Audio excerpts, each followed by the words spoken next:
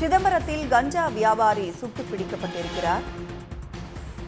காவலர் ஐயப்பனை குற்றவாளி நவீன் வெட்டியதால் போலீசார் துப்பாக்கியால் கால்முட்டியில் சுட்டுப் பிடித்திருக்கிறார்கள். அண்மை செய்தியாக பார்க்கிறோம்.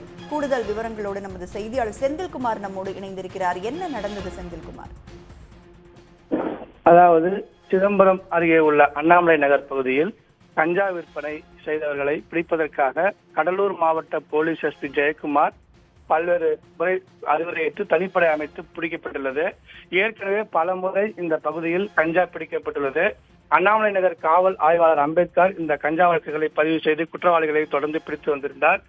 இந்த நிலையில் நேற்று எஸ்பி உத்தரவின்படி அண்ணாமலை நகர் போலீஸ் இன்ஸ்பெக்டர் அம்பேத்கர் ரோந்து பணியில் இருந்த போது கஞ்சா வைத்திருந்த 3 பேரை பிடித்தனர். அதில் ஒரு குற்றவாளியான நவீன் என்பவர் மீது ஏற்கனவே அண்ணாமலை நகர் காவல் நிலையத்தில் கஞ்சா வழக்கு இருக்கிறது. சுமார் 20 கிலோ கஞ்சா பிடிக்கப்பட்ட வழக்கிலும் அவர் குற்றவாளியாக இருந்திருக்கிறார்.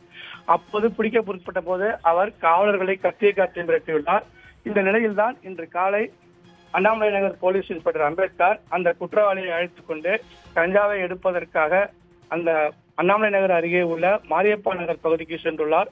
அங்குள்ள முட்புதற்கு அருகே சென்றிருந்த போது திடீரென காவலர் போலீசார் ஐயப்பன் என்பவரை அந்த குற்றவாளியான நவீன் என்பவர் கத்தியை காட்டி மிரட்டியுள்ளார். அப்போது காவல் ஆய்வாளர் அம்பேத்கர் எச்சரித்துள்ளார். ஆனால் அம்பேத்கரின் எச்சரிக்கையை கேட்காமல் அந்த குற்றவாளியான கஞ்சா குற்றவாளியான நவீன் என்பவர் முன்னேறி வந்து போலீசாரை வெட்ட வைத்துள்ளார். அப்போது போலீசார் அவரை துப்பாக்கியால் சுட்டு பிடித்துள்ளனர். இதில் குற்றவாளி நவீனுக்கு காலில் பலத்த காயம் ஏற்பட்டிருக்கிறது.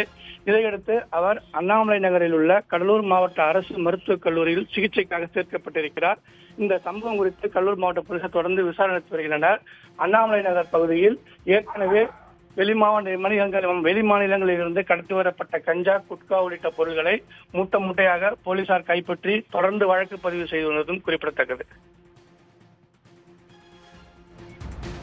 விவரங்களை பகிர்ந்து கொண்டமைக்கு நன்றி செந்தில்குமார். உடனுக்குடன் செய்திகளை தெரிந்து கொள்ள சன் நியூஸ் பெல் ஐகானை கிளிக் பண்ணுங்க.